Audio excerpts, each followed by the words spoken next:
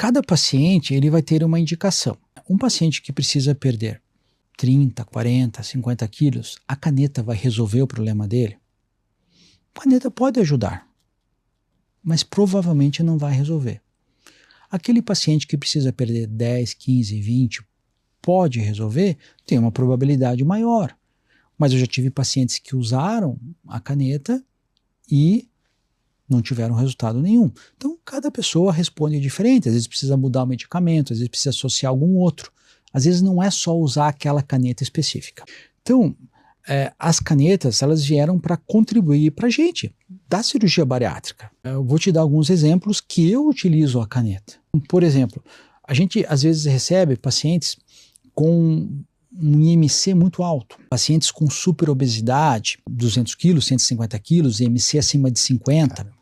Então, esses pacientes, muitas vezes, é interessante eles usarem a caneta antes da cirurgia, né, os medicamentos, para perder um pouco de peso e fazer uma cirurgia com mais tranquilidade. Cada paciente ele vai ter uma indicação. Um paciente que precisa perder 30, 40, 50 quilos, a caneta vai resolver o problema dele? A caneta pode ajudar, mas provavelmente não vai resolver. Aquele paciente que precisa perder 10, 15, 20, pode resolver? Tem uma probabilidade maior.